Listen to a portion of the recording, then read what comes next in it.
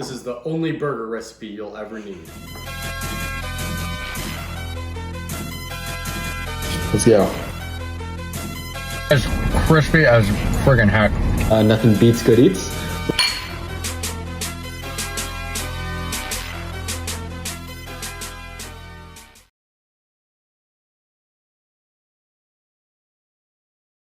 Okay, today we're going to be making bacon cheeseburgers. So I'm going to walk you through the ingredients real quick. We have a nice bowl of ground beef. This is 73% lean and 27% fat. When I'm making burgers, I like to go for a fat content of more than 20%. So we've accomplished that here, especially with the smash burgers we're going to be making. It caramelizes really well on the pan that we're going to be using. Nice crispy edges on those burgers. It's going to be really nice. For our cheese, we have a mild cheddar here. You can use a variety of cheeses, just kind of what I've chosen. We got some bacon for our bacon burgers. I'm gonna be cooking those in the oven. You'll see that it's a lot easier and a lot less messy than doing that on the skillet. For our buns, very basic, nice sesame hamburger buns. Feel free to make your own. I will be doing that in the future, but just for the sake of simplicity, we're gonna be using pre-made buns. Let's talk veggies. So I'm gonna be making a gremolata, which is basically sort of a French sort of parsley salad burger topper, if you will. I'm gonna be tweaking it a little. Nice head of lettuce here. We're gonna be using some parsley and then also some lemon juice and orange zest to make that gremolata. And then the onions, we're gonna be using them two ways. I'm gonna thin slice our white onion just raw to top on top of the burger. And I'm also gonna be brunoising this onion. I'm gonna caramelize it in a pan, and that's gonna make part of our delicious burger sauce that I will show you later on, along with the rest of the ingredients. So let's get started. Okay, so first things first, because it's gonna take about 20 minutes and this is a very long cook overall, we're gonna go in with our bacon. I've preheated the oven to 400 degrees here. Some cooking spray on the pan just to make sure it doesn't stick. I'm gonna flip this bacon halfway through. As you can see, I've packed the pan pretty tightly. It should be okay. So let's go in the oven with our bacon. For 10 minutes, and we will flip and then do another 10. For our gremolata that we're gonna put on our burgers, I've chopped up our lettuce here. I've fine chopped this parsley. We're gonna go in with probably a little less than what I've chopped up, but this amount is good. You can sort of see the ratio. Next, this orange. I'm just gonna grate in a good amount of the zest of that orange, just using a little grater. Should be good. Next, a little bit of salt. It's just gonna bring out, that's too much. Just a little more. It's just gonna bring out a lot of those flavors. And then last, a little bit of lemon juice. So instead of boring lettuce, this is just gonna be something really exciting, really vibrant, a lot of citrus. It's gonna be good. Mix this together and this is what we're gonna put on our burgers later. So I finally chopped my white onion here. This is sort of a brunoise, like a fine dice. I have a hot pan, so we're gonna go in with our onion immediately. Super hot, get the rest of that onion out of there.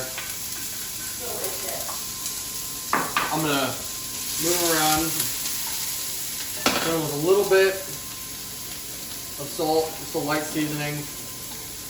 And then when these are nice and brown and soft, they'll be ready for our burger sauce. Okay, so now our burger sauce, this is pretty similar to what's it called? In-N-Out's animal sauce. This is also a recipe I kind of adapted from Joshua Weissman and Nick Giovanni, both big, great cooking YouTubers. So first, we have a bunch of mayo in here. I don't know, I'd probably say 2.5 cups of mayo. First, I'm gonna go in with my beautifully cooked and caramelized onions. Then we're gonna hit it with a healthy amount of ketchup, some mustard, some yellow mustard. You could also use Dijon mustard. I found that to be a pretty good sort of amplification. Some Worcestershire sauce, not too much. This gives it some good flavor and it also helps to sort of thin out the sauce so it doesn't get too thick. Some garlic powder, or Some freshly grated garlic is good as well. A healthy amount of salt. And then lastly, some fresh cracked black pepper. So before whisking, sort of what it looks like. We go in there with our whisk. Mix it all together. I like using the whisk. It makes the consistency very consistent. And yeah, overall, I just find it to be a lot easier and better than a spoon. But you can also use a spoon in a pinch, or if for some reason you don't have a whisk. So as you can see, it's a very thick consistency. So I'm gonna go in with a little bit more of our Worcestershire sauce. I've also seen people use white vinegar to help thin it out as well. So a little more, oh yeah, that's nice. A little more Worcestershire sauce. It runs a little bit better. And this is our burger sauce. Okay, so our bacon, I mean, it looks amazing. I'll give you a little, so that's some crispy bacon right there. So we're gonna leave that to the side.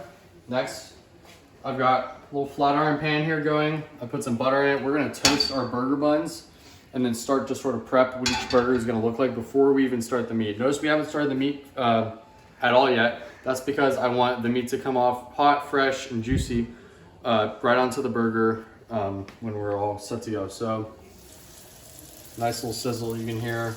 Just butter. Some people use oil. I find that burns kind of easy when trying to toast buns. So we're just gonna leave those in there. Turn them around a little bit. So remove the pan, make sure the butter is all around it.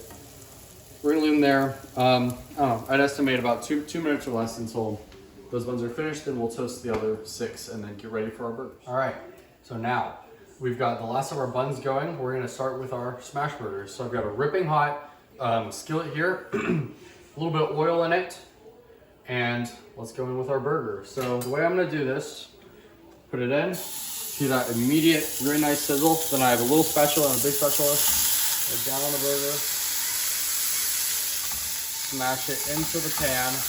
Kind of gets caught a little bit, it's okay.